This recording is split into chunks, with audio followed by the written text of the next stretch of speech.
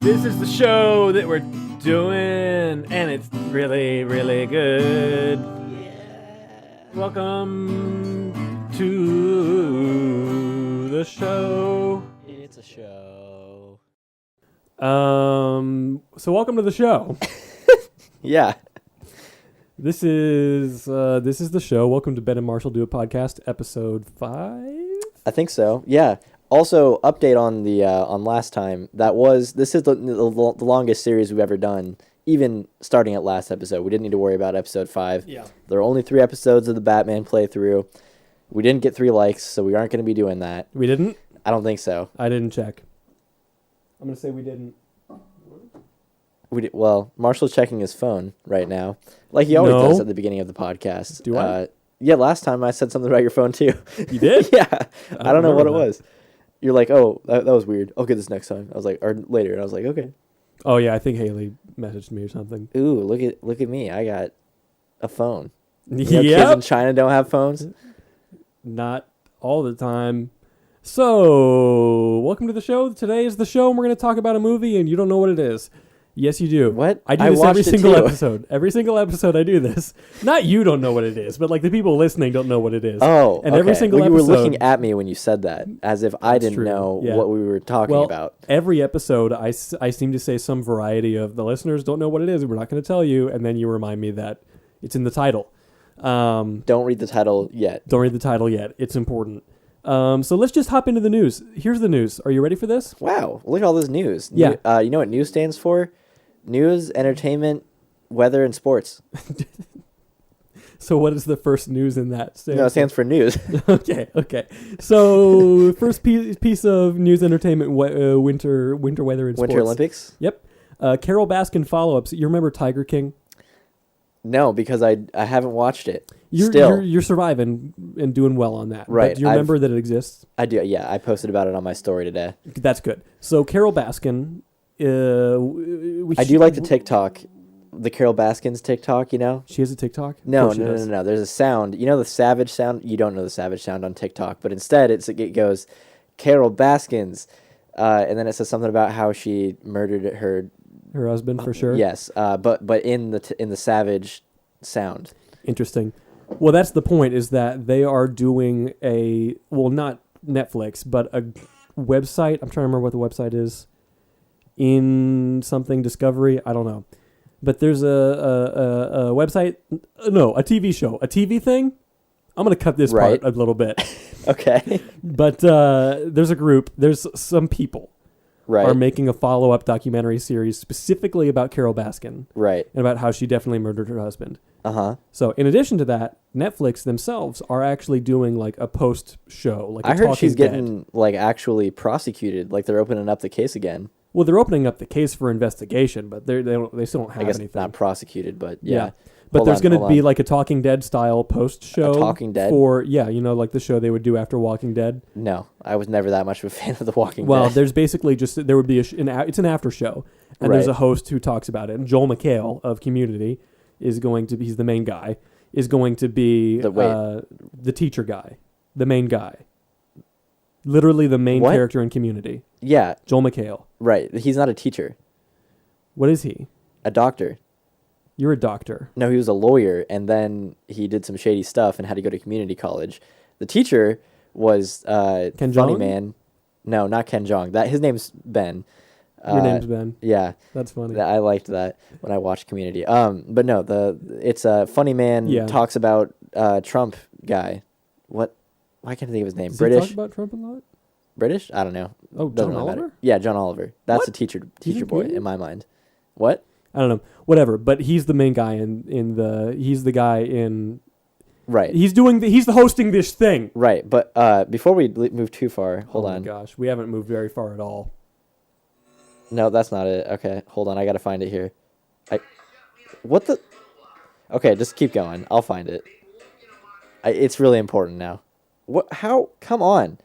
You should find it, and then maybe I'll put it in after the fact. Okay, sounds good. Okay. Let's do that. That'll be right here. Wow, that was really cool. That was Carol Baskin, I guess. Yeah, and Marshall definitely doesn't know what we're talking about still. Yeah. But it was pretty funny, and I thought loved it was. I loved it a lot. Anyways, that's my Tiger King tidbit. Yeah, they're doing an after show, basically, to talk about the documentary series, and they're having a ton of people who were in it, like the real people on it, which is kind of crazy and weird. But that's what that is. I'm moving on to the next piece of news. Perfect. Oh, well, actually, here's a quote from Investigation Discovery, who is doing this documentary about Carol Baskin. Let's see. ID will focus less on the wild personalities of big cat owner Joseph Joe Exotic Maldonado Passage. I don't know. How many and names? More on the Netflix show's biggest unsolved mystery: what happened to Carol Baskin's missing husband? Lover or hater, Carol Baskin is now in the center ring of the big cat circus. ID said in a statement. Is she a selfless crusader and protector of animals who found unimaginable strength despite the mysterious disappearance of her husband? Or are we witnessing Carol Baskin's master plan finally take effect? It's the second one. Yeah, definitely. Yeah, she killed her husband. I would know since I've watched it and know all about this. I'm telling you, I'm saving you a lot of time. It's the second one. Okay, got it. Now you don't need to watch Tiger King or this thing. Got it. I won't. Pretty cool. I might, but I mean, it's a pride thing. We'll see. Next piece of news, you're going to be heartbroken about this one. Oh, man. Can we get an F in the chat? I'm already sad. Poggers. Poggers? No, Poggers that's for chat. when good things happen. Yeah, well, we'll see what your perspective is. The Friends reunion show. Oh, Poggers. No, wait, no. Definitely not been Poggers. Delayed indefinitely. Oh, Poggers. Heck yeah, Poggers. Poggers in the chat. Let's go. Do you not like Friends? I don't know. Have you seen Friends? I don't necessarily not like Friends. I just don't like people who... They're the only. It's like The Office to them. Yeah. You know what I mean? Where it's like, oh my god, I've only watched Friends like 7 times all the way through. Yeah, Friends and The Office are just kind of like oversaturated. And again, I think it's probably the same thing with The Office, where it's like, I enjoy The Office, I really like it, it's funny, but it's not a personality trait. And I feel like Friends can fall into that same category that a lot of people put The Office into as well. So that's the only thing I've got against it. Otherwise, pretty regular. And I mean, it's just... and what about that Joey guy? Hate him. How am I doing? How whatever, man. So that's what that is. I'm not. Transitions are hard. Let's go to the next piece of news. Yeah, I don't really care about the Friends reunion. I kind of think that it's a stupid thing that shouldn't happen. I like Friends. I've watched all the Friends. I think it's funny, but it's like the either Office reunion. It definitely shouldn't happen either. Yeah. So what I would say is, with all reunions in general, either bring back the show completely or do a movie and quit. Yeah. I don't care about a new episode where we see where they are now. That doesn't make a lot of sense. It doesn't do anything.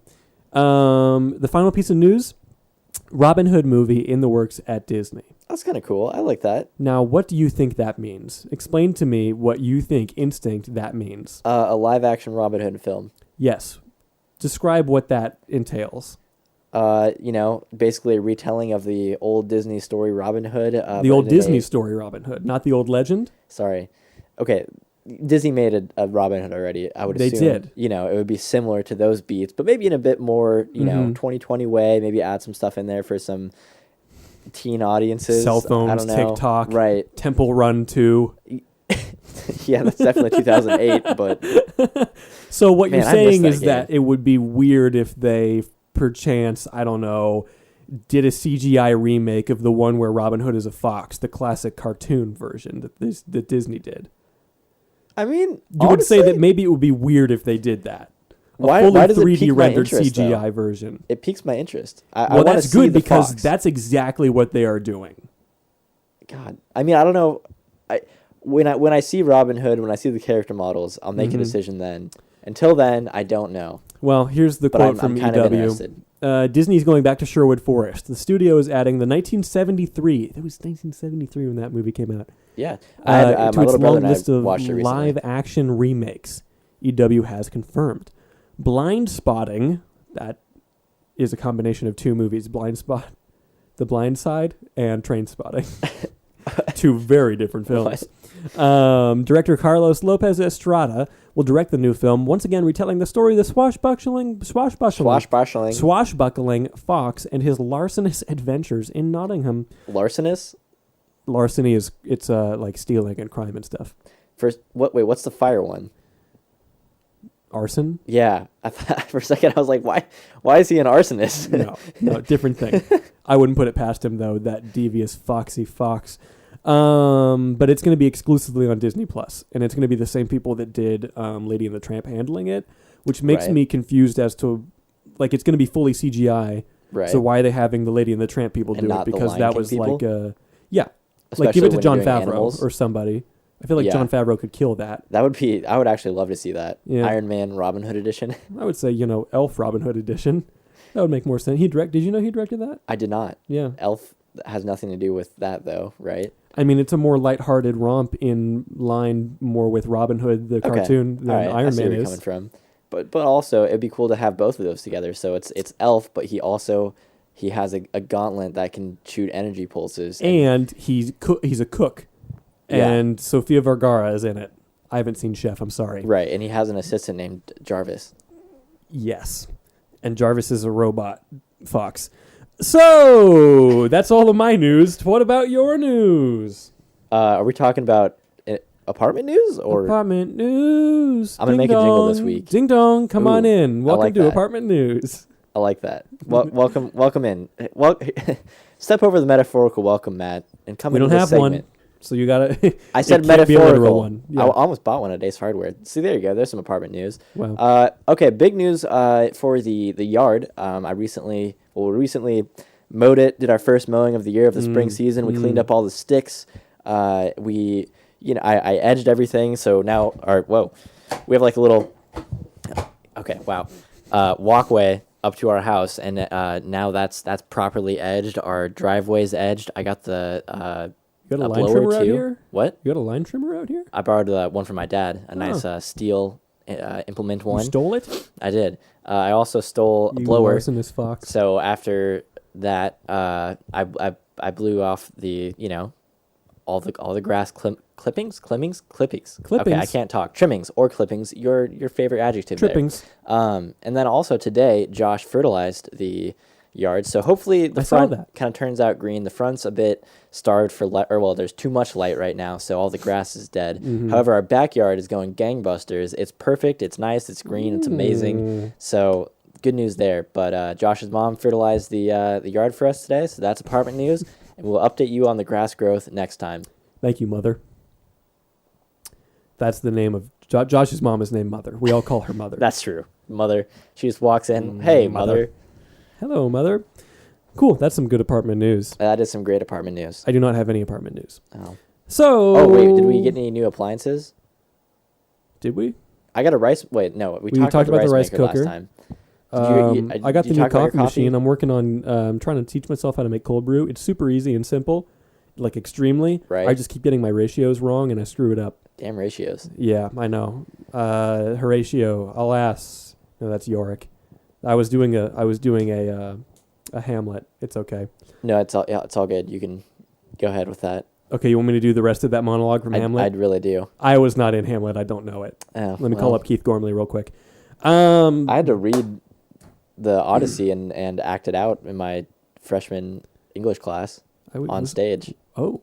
And literally had to memorize it like a play. Were we not in the same class? No, I was at East because I was 9th grade. Oh, you're right. Well, we watched a movie. Well, I was in diff, so I had to do a bunch of extra stuff. You know me, big smart boy. Super smart. Do you remember what movie we watched? Outward? Outward! Dude, I watched a video on this parody, or not parody, but it's not, kind of before we get into it. It's how like there was like the Ratatouille knockoff, like that everyone talked about on YouTube? No. Okay, well, any movie, any successful kids movie, an animated one, will have a spin-off by a studio hoping to get grandma to buy the one that looks like Onward because or out, whatever it is. It's Onward. They tricked you. Some dude came out with an Onward parody, not parody, but Onward like copycat off Onward a week before Onward came out. Wow. And it's amazing because it's just absolutely horrible. Go look into it after. You won't regret it. That's amazing. Yeah. I love it. And we're going to talk about it next week. We just talked. Okay. All right. Next week after. Yeah, bring it up. That'll be some good news. Or something. We talked about Onward. Well, we watched Onward. We're going to talk about it in a second here. Correct. I'll let you kind of guide the conversation since you have more notes than I do. Yeah, I didn't actually highlight my story notes, so let's just work our way through this one. But it was directed by Don Scanlon, a man who has done the Ghostlight short all the way back from Cars. Oh, okay. Like all-time classic. Yeah. And Monster Use University. Okay. That was an okay movie. Yeah, it was fine. I enjoyed it. And then another one that I didn't know what it was by title, so I didn't look into it. Perfect. Those are his 3 directorial things outside of Onward the movie. That's kind of crazy, actually. Mm-hmm. I think we'll get into it, but I think it kind of shows. Yeah. But we'll get there. So this is the story. Here we go. It's on Disney Plus. You can watch it. It's like it's there. Yep. It's free if you have Disney Plus. I'm not even. We're just going to talk about it. We're going to go straight into it. Here's the story. This is basically, there's an opening monologue, and I'm going to summarize it for you. Okay. The world used to be Dungeons and Dragons. Then they made light bulbs.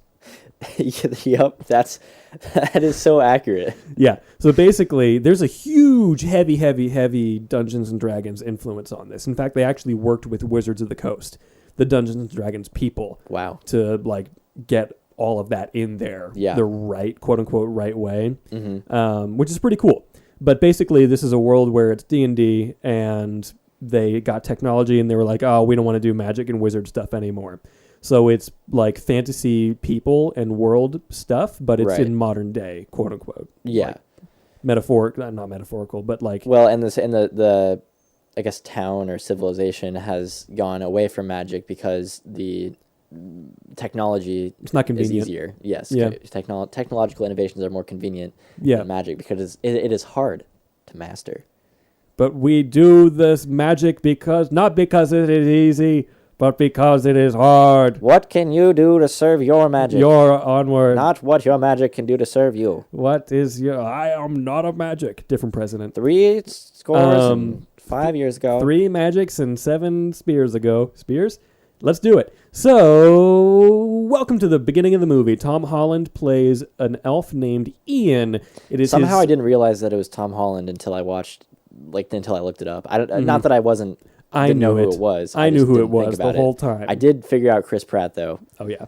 He's just doing Emmett, Lego Movie guy character. Yeah. But it's Ian's birthday. It's his 16th birthday, and it's exciting, and he's ready to party and have a good day. And his brother Barley, played by Chris Pratt, wants everyone to play D&D and have a good time, and he wants to he wants to knight his brother and basically embarrass him. It's very realistic, the fact that Barley really wants his family to play D&D with him, and none of them will. Yep. That is life. That is real. So you would be Barley in this situation. I would be Barley. I actually know a guy named Seth Harlan who is literally Barley. That's 100%. True. Yeah. You know Seth. That checks out. Yeah. That 100% checks out. Shout great. out Seth. He's a cool guy. But he wants everyone to play D&D. He's all about the history stuff. But in this world, D&D is based on like their real world history. Right. It's as though if we had created a game called Offices and Bosses, as is referenced in Hello from the Magic Tavern, where it's just off D&D, but it's our world. Right. It's that. It's D&D characters playing our... Yeah. Okay. You're right. Got it.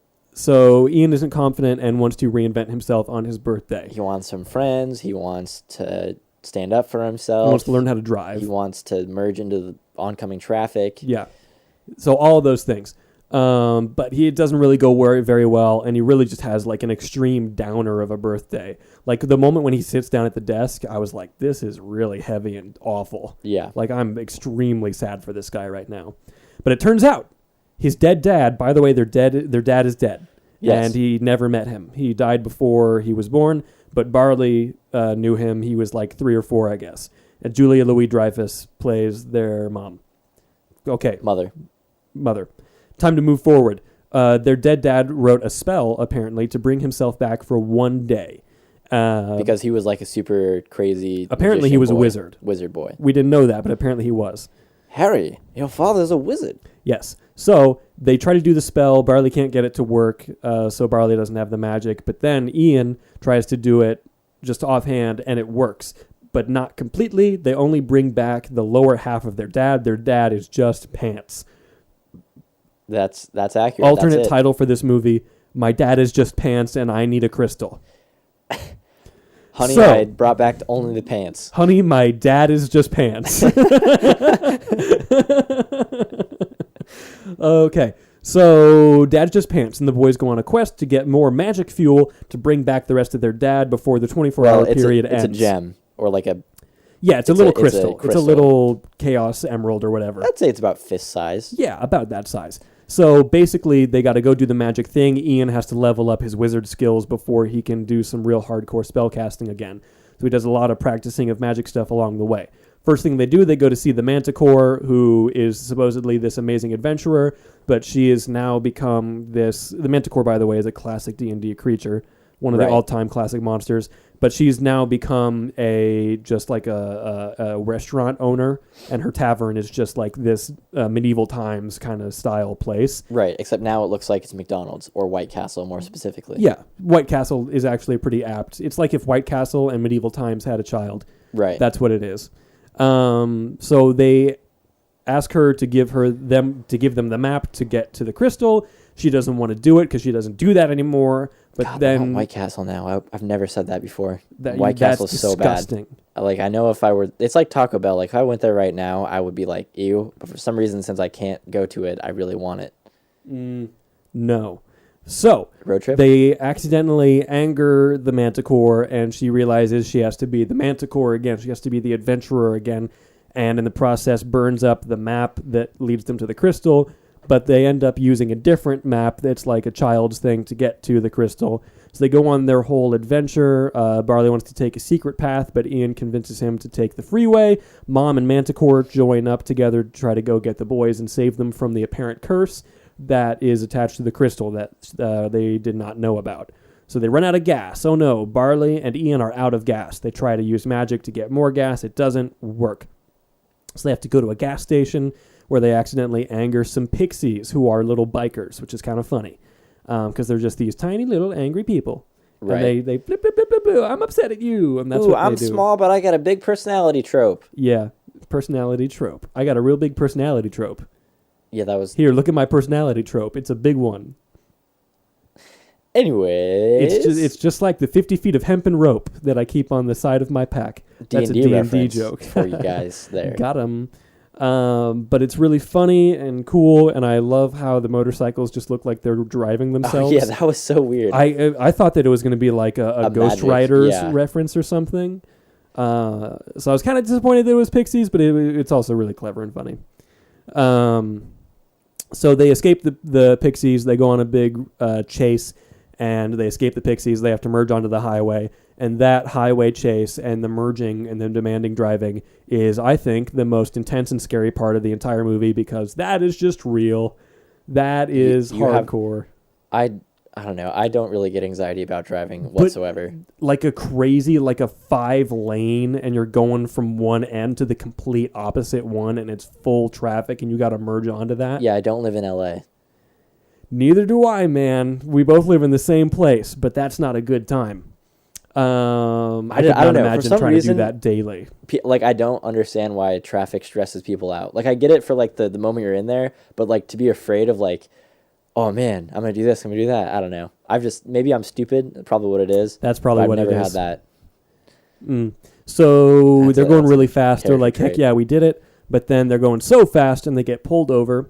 And through a whole process of events, it comes out their that... stepdad is also the cop. Yeah, sort of. Yes. Or mom's boyfriend. I think they're married. I think they're married. It would make... Yeah, they're married. They got to be married. Got to be married. Dude. Got to be married. The Centaur definitely married that mother. That elf mother. Moving on. That's kind of weird, and I hate it now that I think about it. Yeah, I was just thinking about how that one works. Yep, so it comes out in this process of them getting pulled over and trying to escape the two police officers that Ian thinks that Barley is kind of a mess up, thinks he's a screw up. And he gets upset about that. They have a little argument, but then their dad, who is just pants, starts dancing to the music, and I've written here, dance with pants. And they kind of just dance with their dad, who's just pants, and it's sweet, and they're friends again, and they kind of reconcile that, like, if he's not going to try to do any of his brother's decisions, then how can he call him a screw-up if he's not actually really doing anything? So Right. they decide to go on this path of peril, actual name, and it ends up leading them to where they want to go. Meanwhile, the mom and Manticore go to a pawn shop to get back the fancy sword. That is the only thing that can take down the big monster that will come out from this cursed crystal. Back to the boys. They come to a bottomless pit, and they use an invisible bridge spell to cross it. In the process, the rope that they tied Ian to like have a little safety net falls off, and he realizes it at the last moment. He's like, "Oh no, I'm not confident anymore," and he starts to fall. But he grabs the side, and he's fine. They make it across. It's great. But then stepdad Centaur shows up, and he's like, "I'm going to arrest you, and I'm going to send you home, even though you're just trying to see your dad who you've never met and you never got to say goodbye to." Because I'm your stepdad. And I'm not really a bad guy, but I'm just kind of being stupid in this scene. Your Right. stepdad, me. Yeah. Yeah. Yeah. Who is the antagonist of this whole movie? Really? Time. Yeah, I guess It's just so. a race against time. Yep. He catches up to them, but they have to make a speedy getaway. So they get in the car and they run from the cops, and then Barley has to end up using his prized vehicle, Guinevere, name of, Guinevere. no, but it's King Arthur's love is Guinevere. Oh, right. Okay. Boom, got him. Also Guinevere the name is of their Guinevere. van, and Barley sends it into the rocks to try to stop the cops, and it works. And it's a big committing moment because that's his baby. So he's saying, "Okay, brother, I'm all with you." They go through this whole classic D&D dungeon. They learn a bunch of spells as they ride on a giant Cheeto to their victory. And They once bond. they bond. It's really nice. They go through this very D&D dungeon, and that they get to the end of it, and they're just back at their high school. And it's like, what the heck? What? This isn't even a place. Let's give up. So they both get angry and go to their separate places. But then Ian, who takes Pants Dad with him, realizes that he has kind of accomplished everything that he wanted to accomplish in that day, and that Barley is kind of the guy who has inspired him to do all this stuff, and he's his brother, and he loves him, and it's great. In the process, Barley finds the crystal in a fountain that is outside the school. They find the crystal, it's awesome, but whoa, it's the curse. The curse shows up, and it's a big, scary rock dragon with a goofy face, which was pretty funny. I enjoyed that. Mom and Manticore show up. They have a big fight, and they're about to bring Dad back when the dragon starts to try to get them again. And Ian says, "You know what? You never got to say goodbye to Dad. I never even met Dad. You're like my brother, Dad. So I love you, and I'm going to say you can go meet Dad, and I'm going to go fight the dragon so you can meet Dad." And it's very, very sweet. And he fights the dragon, and then Chris Pratt gets to meet Dad, and it is pretty emotional for a little just distance shot with no dialogue. And Right. then Well, no, everyone goes home. we got to talk about that whole scene. I mean, We'll get there. Yeah. yeah. And everyone is happy and goes home, and the world kind of decides, like, let's try to be magic a little bit. And that's the end. So, what do you think? I really liked it, honestly. Yeah. It wasn't like an amazing movie, but it wasn't a meh. You know what I mean? Like it was slightly above. It wasn't exceptional, but it wasn't bad, and it wasn't just like meh. It was kind of that whatever's in between those three things. But yeah, overall, I really liked it. You could say, however, this is basically just Up 2.0. I mean, person wants to do a lot of things with somebody who they lost in their past, write them down on a list, meets a new friend or person that secretly helps them do what they've been wanting to do this entire time. New friend in this case, his brother that he's had his entire life. Go ahead. Crosses off the things at the end of the list and then realizes that friendship or whatever it was what he was truly looking for the entire time, and he got to do everything on his list that he wanted to do in the first place. And they get chased the entire movie by an old man with a lot of dogs and a blimp. They do. Yeah. That was a weird addition. I didn't get that. That was strange. No, that was, I don't know. I was just thinking that it was kind of relevant. Yeah. Charles Muntz. What a man. True. But yeah, I can see that. Whoa, I almost took my microphone out of its socket. Oh dear. But yeah, I think that's true, but also it doesn't make it less of a good story, because Up is great. You know, not at all. It's like the people that get upset about like The Force Awakens is exactly like A New Hope. It's like, yeah, but A New Hope is fun and good. Right. So you're saying that this movie is like another good movie. It's like you're Well, not trying to use it as a detractor. Are you trying to say that it's good? Yeah. Oh, okay. All right.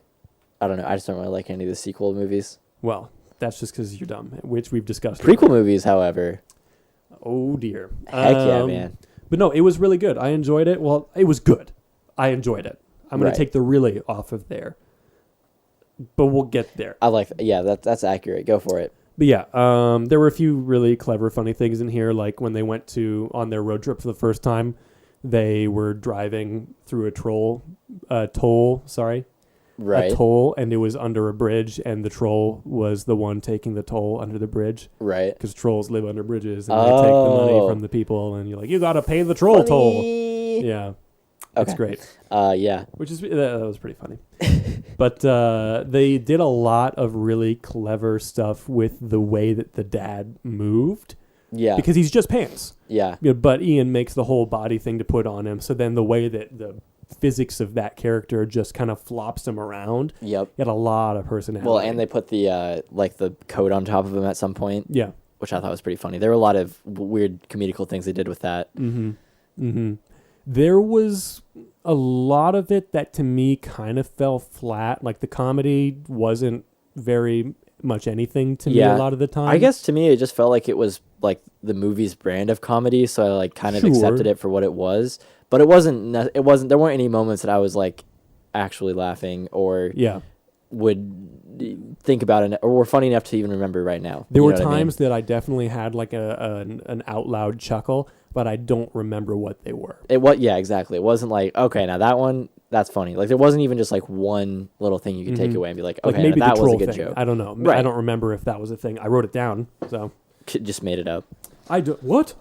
That didn't even happen in the movie? Oh no. But yeah, I think the story is pretty basic, but I think it was really done well. Yeah. I don't know. I don't have a ton of like really It was paced out very nice. interesting special stuff to say about it. I liked it. Right. And I feel like the first however much of it kind of just fell flat for me. Yeah. I don't enjoy it was the hard to trend. get into. Yeah. I don't enjoy the trend these days of Hollywood actor is voice actor in this movie, and that's where we're banking this entire thing on. Right. Because Tom Holland is great. He's not a voice actor. 100%. It's something just doesn't ring right about his performance most of the time. It just kind of feels fake. Yeah. I will say I didn't connect as much with the main characters I would have liked to. I mean, I could say that about everybody in this movie, though, as well. Yeah, yeah. I guess maybe I think the biggest thing, like if you had to sum it up all in one word, I feel like it would just be like unexplored. Like there were so many different elements of the world that, like, they did good world building, but it could have I never been felt so like much I was more in the world. I didn't feel like I was like with the characters. It kind of just felt like, or maybe it was that there was such like an obvious solution to everything that was happening. Yeah. That there wasn't a lot of conflict. However, I will say I did like the twist at the end. That was set up well, but also not too obviously, in my opinion. What was the twist? That he didn't meet him, or that he let his brother go meet him, and like I liked that. That was probably like the best or my favorite story part of the movie. Yeah, for me, the end, the whole like the climax redeems the entire thing. I think that's the only reason why people are talking about this movie. To be honest, is the end, which is good. Yeah. But again, like you're saying, I feel like it was empty except that end part. Like that's the only thing that like sticks in my mind. Granted, it is the end, so of course it would. Yeah. But yeah, other than that, it really just felt like, and maybe this could be how it's modeled after a D&D quest, but sure, it's very okay, go here, do this thing, go here, do this thing, and it's gonna be okay. Like the most like conflict about getting like a story plot point line is like the sword, where it's like. Oh well, now it's $10,000, and which is like there was really no real point to that storyline except to have Mom and Manticore show up at the end somehow and have a reason for that. Yeah, that makes sense. Yeah, I don't know. I also thought that was a bit okay. Am I wrong for thinking this? But like, it just felt like it was such like a. Oh yeah, women are in this movie. Oh, look at us women. We're gonna go do the thing, like the superhero trope of like. I don't know. I guess so. Is it annoying because I'm not used to it, or is it annoying because it's bad? Like, am I wrong or are they wrong? I think it's mostly you, because like it wasn't super like overt to me because like the preface, of course, like I am all for like representation of everybody in film. It's important 100%. that everybody gets to see themselves on screen. Just sometimes it comes off as very, very heavy-handed, and it takes you out of it more than anything. I feel like it's more detrimental in a lot of time, like in a lot of cases, towards putting women or minorities or whatever it may be in. It becomes a cool more of a place. checklist than an actual 100%, and I think that defeats the purpose. Yeah, I didn't feel that really at all in this. Right, I'm not talking about this movie. It was just kind of that's my nothing overall story. Right. Yeah. Yeah. No, I that's there. It wasn't really that big of a thing. It was just a small. I mean, you know, I agree with you. It wasn't like a distractor or anything, or even a detractor. Just something that I noticed. Yeah. But yeah, I mean, otherwise, I mean, I don't know. There's not too much within the regular story that stuck out to me a bunch. It was the ending for sure. So I think the reason that it kind of just, the whole thing just kind of seems like a means to the end. Right. Is that like this was all really inspired by Don Scanlon's life. Yep. Like, I don't know if you looked into this at all, but like he and his brother, he never met his dad. Right. I believe his brother is Barley, and like his brother didn't know his dad and everything. So he was just kind of making this as like a movie for his brother. Right. And he actually like surprised him with it on opening night, which is crazy. And like love or hate Jimmy Kimmel, Chris Pratt did an interview with him and talked about that whole story, and it was super emotional about how he really connected with that and everything. Yeah. And I feel like that's why this movie leans so heavily on that final sequence. Right. Is that is the story. Yep. Everything up to that point is just getting you to that point. Right. Which is why everything else kind of just is there. I guess feels more one-dimensional. It's not bad, but it's just kind of, we're having conflict and now we're friends because we're dancing with our pants dad and it's okay. Right. And it's just, I don't know, it doesn't really flow enough. I don't know. There's just something off about it. One thing that I will say though is that as somebody with a different family situation, the first scene was really interesting, and I think it hooked me. But also, like, there are some relatable parts in there for the growing number of, you know, kids in homes without dads or without good dads. And I think that, well, not saying anything about my dad, love you, Dad. I'm just saying, like, you know, anybody in those situations, there's going to be a lot to empathize with in this movie. Sure. And I think that's something that some situations you wouldn't have seen in a typical movie or in a typical situation. So I thought that was really cool, and I think it was interesting to see how the characters they wanted a dad, and that doesn't get put out there a lot. You know what I mean? I don't know. It's hard to explain. I get you. But yeah, no, I like that part about it. I don't know where I was going with this or what we were talking about before. It's pretty great. I'm good at podcasting. What can I say? Kind of the best almost sometimes. Almost. But yeah, I mean, I don't know that I have that much more to say. The music was just kind of there. Oh, yeah, it wasn't really anything special, which to me is really disappointing for a genre like this. Yeah. You could have leaned so heavily into that, but they just got the guys. There was 2 guys that composed this. Yeah. They're just people who have done other nothing movies, basically. Mm-hmm. One thing this movie did right, though, I think you got to talk about the ending. Or no. They actually cast real elf people. That's true. But no. What I think is great is that the dad never has any dialogue at all. Well, that's him talking at the beginning. Okay. Well, what I mean is, like, they don't ever actually bring him back. Yeah. Like, I liked that. Yeah. I think. Well, they do, but I get what you mean. Right, but you don't ever see him talk. You just see him from a distance, like the main character, I can't remember his name, sees. Which also, love the cinematography of that. Like, he's stuck, he's looking through a hole, and that's what he's been doing his whole life, is trying to, like, get a glimpse of his dad, basically, and then he finally does. Yeah. Anyways, but also, I think that it allows you to have your own, it lets you project your own ending and your own feeling on it. Sure. Which I think is a lot more impactful than, like, a joke with a dad would have been. Yeah, like, hey, I'm your dad, look at my purple socks, and I'm confident. Right. Yeah. Okay. This is my bad wizard name, apparently. Yeah. I think also, though, the moral of the story is that you don't get your dad back. You kind of gotta. What? Okay. Well, you know, if you are one of those kids who, you know, doesn't have a dad, real life sucks. You don't actually, you know, real life. Bear with me. Real life isn't a fairy tale. So, you know, if you are in a bad situation, there's no magic fix to it. There's no whatever. So the whole point of the story was that he learned to find what he wanted in his dad through his brother and through his family. So it Okay. encourages people to go with the realistic, hey, you got to work through it. Regardless of how much it sucks, Yeah. there's still a way through this. It's just not the obvious way. The I liked obvious that. way, which of course would have been to bring your dad back with a magical spell Right. for one day. Exactly. But then you mess it up and he's just pants. Yep. Like, dang it, Dad, let me pound on your shoes real quick here. It also, yeah, the The shoe movie- dialogue was very good. I did like the shoe It was dialogue. very, very cleverly Yeah. done. Well, and that's how like the communication is established, which again builds up Chris Pratt because he has that connection, and he's Tom Holland's only connection to communication with his dad at that point. Yeah. And if he wouldn't have been there, then arguably the dad wouldn't have known who it was. What if his dad was just shoes?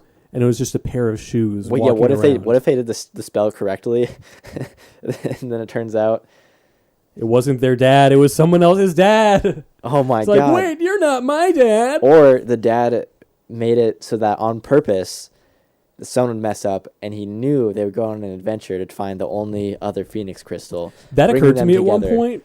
Like, I literally Yeah. thought that. It's like, is this all going to be like a... Oh, it turns well, out your boys, dad wasn't I even. planned this the whole time. I did this to bring you closer together. Just like, okay, what is this weird Michael Douglas, The Game, Sean Penn garbage? Get this out of here. Right. Yeah, I'm You glad should it watch that wasn't movie. Okay. This is great radio. So, just however long silence. But yeah, that's the movie. Onward, yes or no? Oh, definitely yes. I would say yes. I was gonna say no for most of the movie, and then I got to the final sequence, and it became a yes. A Walter Mitty. I mean, I would say yes for most of Walter Mitty. Are Walter you ready? Mitty. Yes. Are you ready Hit me with him. for this hit brand new segment that we've never done every single week? Whoa. Let's hear IMDb it. trivia. So here's the IMDb trivia. If you're not aware, IMDb is the website, Internet Can Movie you quiz me Database. with this? What do you mean? I don't know. Even though I'm not going to know the answers, you could ask me the I questions. thought about doing a quiz because in the news because there was all these articles about what are celebrities watching at home right now. Right. So I was gonna give you like their quotes and then have you guess what celebrity it was. That would have been amazing. So like tell me, but they were like there was like two people that you would have known. It Perfect. was like John Legend and someone else who I forgot. Nice. John Legend is watching Tiger King. But IMDb is the Internet Movie Database website. It's got all the movie stuff, and there's a I trivia didn't section. know that it stood for that, to be honest. It does. And there's a trivia section where it's got all of the good, interesting facts about all the movies. I'm going to read the ones that I found interesting for Onward. Here we go. The Burgershire, a fast food restaurant, has a sign reading, now serving second breakfast. In the Lord of the Rings movies and books, AKA second White Castle. breakfast is a meal enjoyed by the hobbits who all live in the Shire. All of the hobbits live in the Shire, according to this fact. It's illegal. It's single impossible one. for them to live somewhere else. It's They not can't true. live anywhere else. They only can live in the Well, Shire. Frodo lives in the Grey Havens now. Spoiler alert. Unless you're Frodo. According to director Don Scanlon, who lost his father at a very young age, the film is inspired by the question he's always asked: who was my father? The story is set in a world with no humans. Elves, trolls, sprites, and anything that would be on the side of a van in the 70s exist in this world, said the Get director. it? Because there was a van. And it was 70 of the van. In the film, we're going to tell the story of two teenage elf brothers whose father died and too young to remember him, but thanks to a little magic still left in the world, the boys embark on a... Okay, so that's...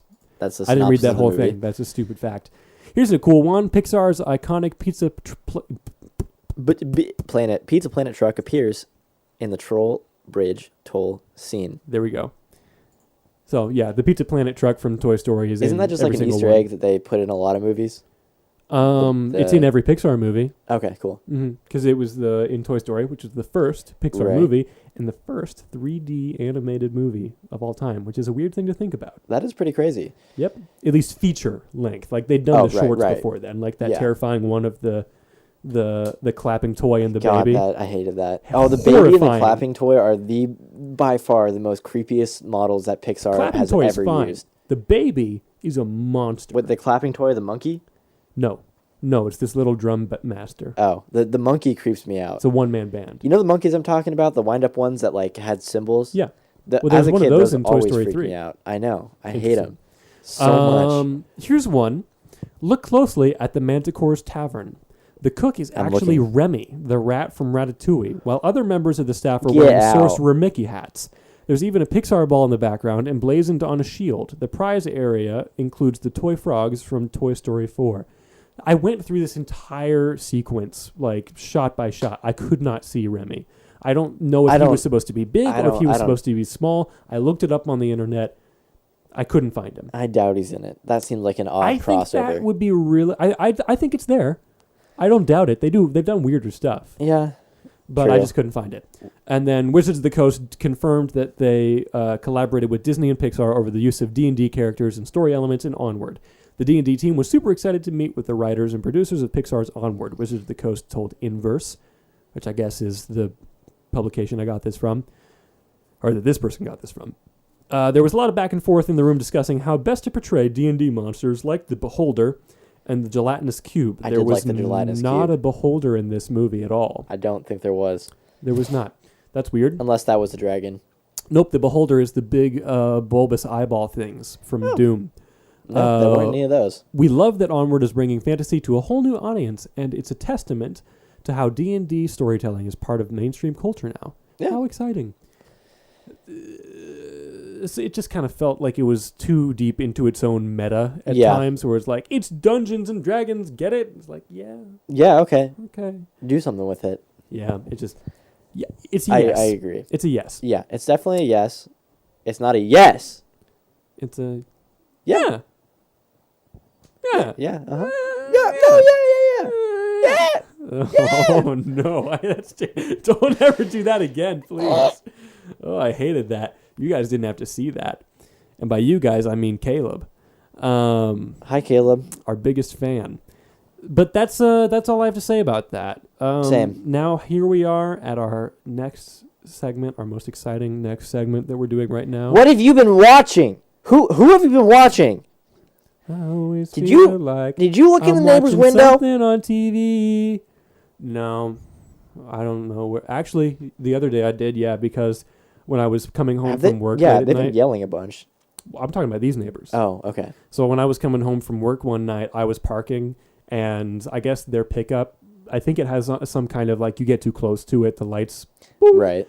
So I got kind of close to it because I had to get over there and then back up into my spot. And the dad, whose truck it is, and then the kid kind of looked out the window, and they were like, "What's going on out there?" And it's kind of like, I'm just trying to park my car in the same place I do all the time. Don't worry about me. It's 10:30. It's fine. Oh, dude, apartment news. I totally forgot this. My car got broken into. Wow, that's car and news. Gone through. That's car news. The segment at the end of the show. Nope, can't do car news. It's over. Car news is over. What have I've been watching, or what have you been watching? Choose. What I've been watching. Go for it. So, I've been watching Civilization 5, the video game, a lot recently. You've been watching it? While playing it. You've been playing Civ 5? I have been playing Civ 5. Really? Yeah. It's a great way to kill time. I don't know why, but that time literally evaporates when I'm playing that game. So, during that's quarantine, because games last 1,000 years until do. Gandhi nukes you. That's very true. But yeah, no, I've been playing that. I get back into it every once in a while, getting back into Rocket League. You know, my little brother Willie is a platinum. What the heck? Willie? Yeah. Dang it, Willie. Willie is like way better at everything than us. I don't understand how. Well, he has more time and also patience. That's true. He's a doctor. He is. My little brother Willie, doctor. Lots of patience. Got it. Okay. Really? Come on! Well, why did you laugh at that? I don't know. What else have I been watching? Stolen Valor police videos. That's classic. a thing I've been watching. Do you know the story about the whole Gandhi nukes thing? No, but I'm assuming that most times when you finish a game and you aren't as good as me, Gandhi nukes you. So I'm trying to remember the exact circumstances in which it happens. Well, originally it was a bug. Oh, okay. In like Civ 2, yeah, it was a bug where like if hostility got however much or whatever, that Gandhi, the guy who's all about peace and everything, that he would go, "Hey, India, all of us in India, we're gonna nuke everyone." Right. And it was a funny glitch because it's Gandhi. And because everyone thought it was hilarious and loved it, they just made it a feature in every Civ game since then. Nice. Yeah. Yeah, well, I mean, one of the ways to win Civ 5 is by having a science victory, which leads to nukes, and then you can also use them to have a dominance victory. Ooh. But nukes, they will destroy a city. Let me tell you. I'm getting my. Really? I'm currently in a game. I didn't know that about nuclear weapons. They I'm getting my planes ready so I can load them up. So my B-52 bombers. And I'm gonna go and destroy some boys. We're a little bit early for that. I think we're still working on. We haven't got. Wait, that was my other game. We haven't gotten a flight yet, but that's my plan. That's the song that plays when you are gonna nuke the world. Oh, I didn't know. Anyways, so that's what that is. Is that all you've been watching and playing and reading and stuff? I think so. I haven't been watching much else. What about you? Oh, well, I'll talk about this when you talk about it. Go ahead. Oh, okay, yeah. Is that what you're going to talk about? Yeah. Okay. So, so I've been watching The Leftovers on HBO. I finished whatever other series I was watching Those before are in this. The microwave. Hmm? So those are in the microwave. Yes, they are. But I finished whatever show I was watching before that, and then I moved on to the next HBO show. So I started watching The Leftovers, and it's really, really good. The whole idea behind the show is basically on October 14th of, I guess, the mid-2000s, 2% of the world's population just disappear. And you don't know what happened to them. You don't know where they went. And some people think it's the rapture. Other people think it's definitely not the rapture. And it leans into faith in interesting ways and leans to the other direction in interesting ways. And it's very, very good. I finished the first season. It was fantastic. It's got all the warning labels on it. It's HBO. What do you expect? But it's got every single warning label on it that you could find, probably. So go in with, open eyes. Right. Be aware with caution, I guess, would be a better better with metaphor open there. eyes. Yeah. But it's very good. I just started the second season. It started out kind of rocky in the first episode. Yeah. It was a little bit weird, but then it's right back into it in the second episode. And I can see how that first one was super necessary for what was going to come in the second one. I'm just realizing that today there's a new episode of Star Wars: The Clone Wars. There is, yeah. I haven't watched it yet. Ka-ching! Apparently it's a return to form after last week's crap episode. Thank God. Yeah. Last week's did suck. It was very bad. There was one. Okay, it wasn't the worst Star Wars episode, but No, it wasn't, but it was definitely the worst one I've seen. And it ticked me off because we've only got 12 more. 12 total episodes in this season. Yeah. I didn't know there were 3 arcs though, so that makes me happy. Yeah. So that's The Leftovers. It's really good. I started reading Black Hammer. Nice. Which is did I say that I started reading 12 Rules for Life last time? Yeah, you did. Okay, cool. Yeah. Black Hammer is a independent comic book. It was published with Dark Horse. I think it's still going. But it is this whole An story. independent comic book? Yeah. So do any artists get to kind of freelance and do things that they wouldn't otherwise get to do? No, independent just means that it's not like a Marvel or DC book. Okay, like gotcha. an indie film is one that isn't made by I'm with you now. Disney. Yep. So that's what that Image Comics is. Right. Independent I'm with you publisher. 100%. But it's really, really fascinating because it kind of takes inspiration from Golden Age comics, and it's basically you slowly figure out the backstory of it, but the general idea is that there's this group of Golden Age superheroes that are a combination, each of them, of various different characters in very, very clever ways. Right. That in defeating a massive monster got transported to this farm that they don't know, in this small town. Right. And they don't know how they got there or anything, and they've been there for years now. And they're just kind of stuck there, and they are trying to get out, but some of them, one of them in particular, enjoys being there. Nice. And it's really interesting. They're not really superheroes anymore. Right. They're just kind of trying to live this farm life. Mermaid Man and Barnacle Boy. I mean, they're not retirees. They're old at this point, some of them are. But it's really fascinating, and it's extremely clever. Because I've read comics and various media that reference things nostalgically that really comes off as pretty trite.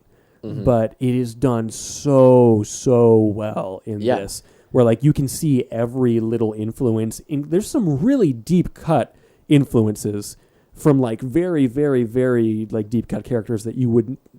I mean, I'm certain that you wouldn't know about them. Yeah, audience. Yeah, you could still you can still appreciate the book. I'm sure it would still be really good, But you don't understand. Yeah, but I mean, me as someone who knows all of these like too deep references, it's extremely gratifying to see like, oh, that's very cleverly done and not just like over the top and in my face. And I really appreciate it. And it's really genius. And it's not obsessed with how genius it is. Alan Moore. Yeah. Got him. Take that, Alan Moore. You wrote Watchmen, which is probably the greatest comic book of all time. Shut up, Alan Moore. Nice. Yeah, and then finally, we've been playing a lot of Call of Duty Warzone lately. I'll call your duty. Thank you. Yeah, I like it. It's a good one. It's a fun It's very game. good. I can actually win in it. We should try some threes. I think to get our first on-stream win, apparently it sounds like it's easier right now because all the sweats are in fours. Yeah, but I want to get all the boys in there. We got to get an on-stream win at some point. Yeah, well, we will at some point. And then we can start having a new goal to get an on-stream win with the boys. Or at You're least right. 4 boys. No, you're not right. I'll do whatever I want. Oh. But you should put away a few dollars every once in a while and then get the full game because it's really good. I'm torn because I want to get it, and if I wanted, I probably could get it, but I just don't. I can't run it at full specs, and I don't feel like spending a bunch of money on a game that I can't fully run. But I also want to play it, and I can make it work. It's not like Red Dead where it's like kind of janked. Yeah, which unfortunately. man, that reminds me that I spent $70 on that. Well, you'll get a good computer eventually. Yeah, true. So, anyways. But yeah, that's what I've been watching and playing and reading and stuff like that. So this has been the show. Thanks for listening to the show. Hey. If you are listening Socials. on Spotify, that's cool. The show is also on all kinds of other platforms. It's on iTunes Sponsor and us, stuff. It's Spotify. also on, well, that's not true, but that'd be cool. It's also on YouTube, The Great Scub Do, SCUBDU on YouTube, which is also where we're posting the Call of Duty streams, putting one of those up every Saturday on the YouTube. Awesome. You can also find those live on Twitch.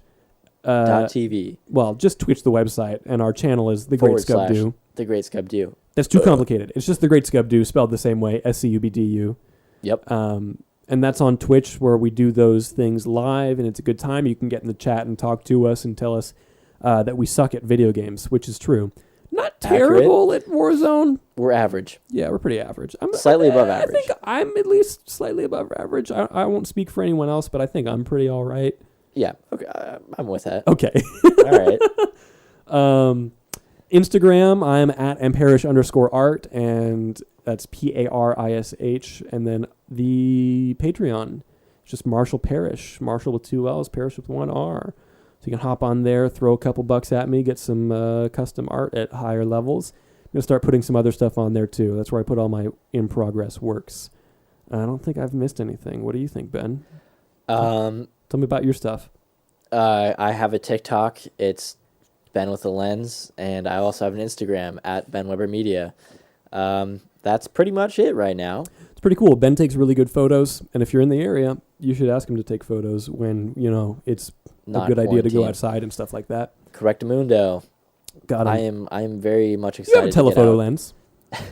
No, You can take pictures from 6 feet away at least. That's true. There you go. I've been thinking about going on a quarantine photo shoot. I could definitely do a 6 foot away thing. Go downtown. Yeah, Check out something like that. the empty streets or something. Yeah, well, definitely that. I was talking about a portrait shoot, but yeah, I need to. I don't really have a camera right now. It's weird, but yeah, I want to go and get some shots of just like open and like what the world looks like right now and what restaurants look like.